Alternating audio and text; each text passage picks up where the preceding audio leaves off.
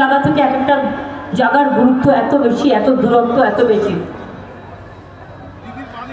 আমার জেলা সভাপতি প্রিয় অরিন্দম গুই, তপন দাশগুপ্ত, অসীমা পাত্র, বেচারাম মান্না, অসিত মজুমদার, ডাক্তার রত্না দেনা, ইন্দ্রিল সেন, আমার প্রিয় প্রার্থী রচনা ব্যানার্জি, এখানে জেলা পরিষদের সভাধিপতি থেকে শুরু করে রঞ্জন ধারা থেকে শুরু করে অনেকে আছেন, সমস্ত মিউনিসিপ্যালিটির চেয়ারম্যান আছেন, বাঁশবেড়িয়া, চুঁচুড়া, চন্দননগর, চুঁচুড়া মগরা ব্লক, বাঁশবেড়িয়া ব্লক, হুগলি জেলা স্টেট কমিটির, রাজ্য কমিটির, তৃণমূল, যুব কংগ্রেস, ছাত্র পরিষদ, মহিলা কংগ্রেস, ট্রেড ইউনিয়ন সবাই আছে।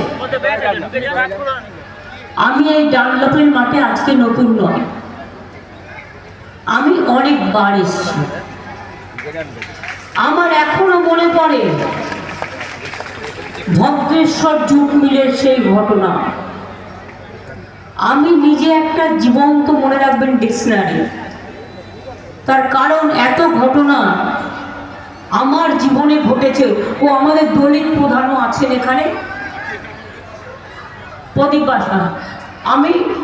আমার জীবনে এত ঘটনা ঘটেছে, আর এত ঘটনা ঘটে চলেছে, তা যদি আমি নথিবদ্ধ করি তাহলে যে কোনো বড় ডিকশনারি থেকে কম হবেন না। আপনারা জানেন, অনেকে খেয়াল করেন না, সম্ভবত আমার 135-36টা বই বেরিয়ে গেছে অলরেডি। বিভিন্ন ঘটনা বিভিন্ন জায়গায় কিছু কিছু নিশ্চয়ই লিপিবদ্ধ করা আছে। আমার মনে আছে ভদ্রেশ্বরে যখন ভিখারি পাসওয়ান, আজও পর্যন্ত তার বডি পাওয়া যায়নি, মিসিংও বলতে পারেন, খুনও বলতে পারেন। সেই সময় আমি যুব রাজনীতি করতাম। আমি আমি তেলেনিপাড়ায় চলে এসেছিলাম এবং 72 ঘন্টা ধরে তাদের পরিবারের সাথে আমি অনশন করেছিলাম ভিখারি পাসওয়ানের মুক্তির দাবিতে, তাকে খুঁজে পাওয়ার দাবিতে। তারপরেও মনে রাখবেন, আমরা কিন্তু ঘটনা ভুলে যাইনি। আমি ওদের পরিবারের তিনজনকে আমি চাকরি করে দিয়েছি। এখনো ওর মা, ভিখারি পাসওয়ানের মা, বছর 2 আগেও আমার সাথে দেখা হয়েছে এবং তাদের পরিবার পরিজনকে আমার দিক থেকে, যেহেতু আমি কোনো আন্দোলন করলে সেই আন্দোলনে যদি কারো কোনো গুরুত্ব থাকে তাদের সবসময় সাহায্য করার চেষ্টা করি। কাজে আমার কাছে নতুন নয়। আমি জানি ডানলপ কোম্পানি এই জায়গাটা নানা রকম খেলা খেলে। ওদের খেলা নাম করে বললে আমার লজ্জা লাগে, ওদের নাম আমি করতে চাই না। দিল্লিতে বড় বড় বাড়ি বিজেপি নেতাদের দিয়ে রেখে দিয়েছে এবং 2016 সালে আমরা বিধানসভায় বিল পাস করি যে ডানলপ আর যেসব কোম্পানি আমরা রাজ্য সরকার অধিগ্রহণ করতে চাই, আমরা নিয়ে চালাতে চাই, আমাদের পারমিশন দেওয়া হোক। সেন্ট্রাল গভর্নমেন্ট আজ পর্যন্ত কোনো পারমিশন দেয়নি। তার কারণ 2বার বিল পাস করে পাঠানো হয়েছে। কেন দেয়নি? কারণ সে যে বিজেপির লোক, সে যে ভাজপা ওয়াশিং মেশিনের লোক, গরিব লোকেদের দিকে দেখাবার দরকার নেই তো। তা সত্ত্বেও মনে রাখবেন, 2016 সাল থেকে এখানকার মাস্টার রোল অনুযায়ী আমরা ডানলপ এবং যেসব কোম্পানি সব কর্মচারীদের সরকার থেকে 10,000 টাকা করে আমরা এক্স গ্রাসিয়া দিয়ে যাচ্ছি।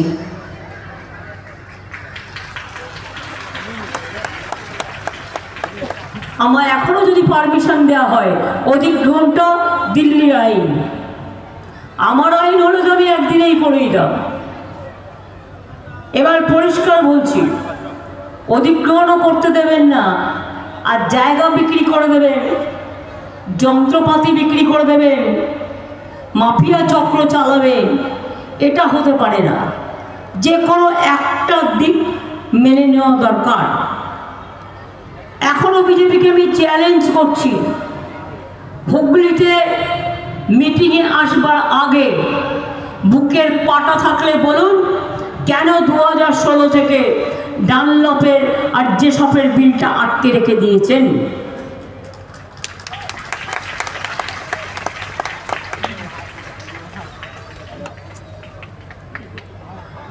প্রধানমন্ত্রী আসবেন, বড় বড় ভাষণ দেবেন, চলে যাবেন। টিভি তো খুলতেই পাচ্ছি না, কাগজ তো দেখতেই পাচ্ছি না, ইউটিউব তো খুলতেই পাচ্ছি না। কন্টিনিউয়াস হাজার হাজার কোটি টাকা ব্যয় করে, হাজার কোটি টাকা বললেও ভুল হবে, লক্ষ কোটি টাকা ব্যয় করে জনগণের পকেট লুট করে, ভদ্র ভাষায় বলতে হয়, লুটেরা পার্টি বিজেপি শুধু নিজেদের আত্মপ্রচার করে চলছে। আমি যেই ওদের অ্যাড দেখি ততক্ষণের জন্য টিভিটা বন্ধ করে দিই, কারণ আমার মিথ্যে কথা শুনতে ভালো লাগে না। কি বলছে? ঘর ঘর মে জল পৌঁছা দেয়া পানি, আবার আমার নামে একটা মেয়েকে ডাকছে, লজ্জাও করে না আমার নামটা মুখে নিতে। বলছে চল চল ভোট দিয়ে আসে বিজেপিকে, কারণ মোদিজি জল পৌঁছে দিয়েছে, কাঁচা কলা পৌঁছেছে, মিথ্যে কথা। জল পৌঁছেছি আমরা 1,75,00,000 লোকের মধ্যে 75 লক্ষ লোকের বাড়িতে জল পৌঁছেছি, আর 1 কোটি 1 বছরের মধ্যে পৌঁছবে। জয় বাংলা, জয় বাংলা, বাংলা, জয় বাংলা। দিচ্ছি একটা ভাগ, আমরা জমিও দিচ্ছি আমাদের টাকায়, মেনটেনেন্স খরচাও আমরাই করব। আমি কাগজটা রেখে এলাম, না তো দেখাতাম আপনাদের। ঘর ঘর মে জল পৌঁছানোকে বাদ দেওয়া হবে, না তো আপনাকে ট্যাক্স দিতে হবে। আমি বলেছি ট্যাক্স দেব না। মানুষ পানীয় জল খাবে, তাতেও ট্যাক্স। বলছে রাজ্য সরকার মেনটেনেন্স করবে, ট্যাক্স রাজ্য সরকার কালেকশন করবে। রাজ্য সরকার যেন ওদের চাকর বাকর বলবে। আর শুনলাম অনেক দিন ধরে আমার লড়াই চলছে, জলের অনেক নাম জীবন। অন্য জায়গায় অন্য রাজ্যে মনে রাখবেন, জল টাকা দিয়ে কিনতে হয়, আর আমরা জল বিনা পয়সায় দিই। এর জন্য অনেক কিছু আমাদের উইথড্র করে নেয়, আমাদের টাকার ভাগ আমাদের দেয় না, তাও আমরা মাথা নত করি না। জলের মানুষ খাবে, তার জন্য টাকা দেবে। এটা হলো নাম্বার 1 জল স্বপ্ন নিয়ে যেটা বলছে, মিথ্যে কথা। বাড়িতে কল ले आया, बल कॉल नहीं है, झूठा ले आया है, जुमला ले आया है, मोदी जुमला है। द्वितीय কথা বলি, आप लोग क्या बांग्ला समझते हैं ना हिंदी समझते हैं? दोनों ही समझते हैं। এবার দেখুন, এবার হচ্ছে কি বলছে, ঘর ঘর মে বিনা পয়সায় বিদ্যুৎ দেবে। আপনাদের নাকি কোনো বিল দিতে হয় না। বিদ্যুতের বিল দেন কি দেন না? এই যে ইলেকশনের আগে মিথ্যে কথা বলছে, একটা বাচ্চা ছেলে যদি অন্যায় করে দুটো থাপ্পড় মারা যায়, আর প্রধানমন্ত্রী যদি মিথ্যে কথা বলে তবে তাকে কি করতে হয়? ভোটের দিনে ভোটটাও উল্টে দিতে হয়, জনপুরে ভোট দিতে হয়। বলছে বাড়ি বাড়ি গ্যাস দিচ্ছে বিনা পয়সায়। গ্যাস পেয়েছেন বিনা পয়সায়? সব পেয়েছেন? তাহলে ওই যে অ্যাডভার্টাইজমেন্ট দেখাচ্ছে বিনা পয়সায় গ্যাস দিয়েছে, বলে 1000 টাকা গ্যাসের দাম, আরো 200 টাকা আরো বাড়িয়েছিল। ইলেকশন হয়ে গেলে বাই চান্স জিতলে আবার বাড়বে, যদিও এবার ওরা আসছে না, মোদিরা এবার ক্ষমতায় আসছে না, নিশ্চিন্তে থাকুন। ওরা গেলে দেশ বাঁচবে। মোদি যাক দেশ থাক, বিজেপি যাক দেশ থাক, বিজেপি যাক মানুষ থাক। এটা হলো মিথ্যে কথা 2। মিথ্যে কথা 3 কি বলছে? আমি তো সবার বাড়ি বাড়ি রেশন পৌঁছে দিচ্ছি। ওরে মিথ্যেবাদী নম্বর 3। গ্যাস বেলুনের থেকেও ভয়ঙ্কর গ্যাস। কিরকম? আমরা 9 কোটি লোককে রেশনে চাল দিই বিনা পয়সায়। আমরা বলেছিলাম দেব, আমরা দিয়ে যাচ্ছি এবং দেব। কি বললো? ঠিক আছে, তোমরা 9,000 কোটি টাকা দাও, আমরা রাজ্যের ভাগ থেকে 7,000 কোটি টাকা দেব। মোট লাগে 16,000 কোটি টাকা। এবার 16,000 কোটি টাকার মধ্যে মজা শুনবেন।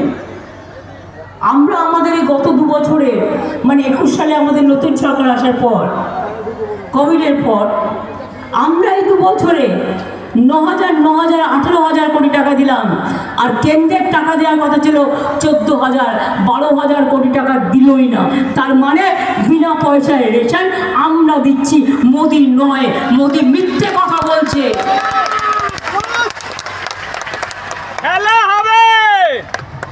এত মিথ্যে কথা বলে ভোটে জেতা যায়? এত মিথ্যে। আপনারা দেখলেন কিছুদিন সন্দেশখালী নিয়ে নাটক করে বেড়ালো, চক্রান্ত বেরিয়ে গেল। রোজ মোদি বাবু বলতে চালাকে যাও, লাগাকে যাও, চালাকে যাও। ওরা কি ভাবে আমরা বুঝতেও পারি না, দেখতেও পারি না? আমাদের চোখ নেই, কান নেই, আমাদের সব আছে। क्या লাগাকে জায়গা? মনে রাখবেন, একটা মেয়ের কাছে টাকা বড় কথা নয়। আত্মসম্মান যদি মা বোনের পিছে চলে যায়, সে আত্মসম্মান কখনো ফিরে আসে না। এটা তো জঘন্য অপরাধ যে সে জানে না তাকে দিয়ে কি লিখিয়ে নেওয়া হচ্ছে, যেটা আগেকার দিনে হতো। আজকেও এই একবিংশ শতাব্দী, এই শতাব্দীতে এসেও আমাদের বলতে হবে যে আমাকে লিখিয়ে নিচ্ছে, আমার উপর ধর্ষণ করা হয়েছে। বেচারা জানতোই না, তারা এখন সমস্ত বলছে টিভির কাছে দেখে দেখে, যেটা আমরা দেখতে পাচ্ছি। মাননীয় রাজ্যপাল, আমার কি দোষ আপনি বলুন? আমি তো জানি না ঘটনা পুরো। বলছে दीदीगिरी नहीं चलेगा। आई बोली वो तो सच है, दादागिरी नहीं चलेगा, दीदीगिरी नहीं चलेगा, लेकिन राज्यपाल पहले आपको तो पदत्याग करना चाहिए। Who are you to torture the women?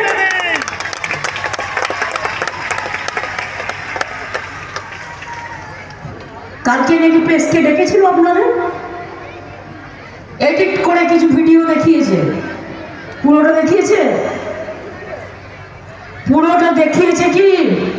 আমি জিজ্ঞেস করছি প্রেসকে, আপনারা একটু খুলে ভালো করে খুঁজে খুঁজে দেখুন না। আপনারা তো জানেন কোনখানটা এডিট হয়। ভয় পাবেন না, কপিটা আমার কাছে আছে, আমি পেয়েছি এক জায়গা থেকে। কোন একটি প্রেসই আমায় দিয়েছে, যেটা এডিট করেছেন সেটাও আমার কাছে আছে। এখনো তো সব বেরোয়নি। আর একটা ভিডিও আমি পেলাম পেন ড্রাইভ, আরো কীর্তি কেলেঙ্কারি, কীর্তির পর কীর্তি, কেলেঙ্কারির পর কেলেঙ্কারি। বাবারে, আমাকে এখন রাজভবনে ডাকলে আমি আর যাব না। রাজভবনে আমি আর যাচ্ছি না ভাই। আমাকে রাস্তায় ডাকলে যাব। রাজ্যপালের কথা বলতে হলে আমাকে রাস্তায় ডাকবেন, আমি রাস্তায় গিয়ে দেখা করে আসবো। কিন্তু যা কীর্তি কেলেঙ্কারি শুনছি, আপনার পাশে বসাটাও পাপ।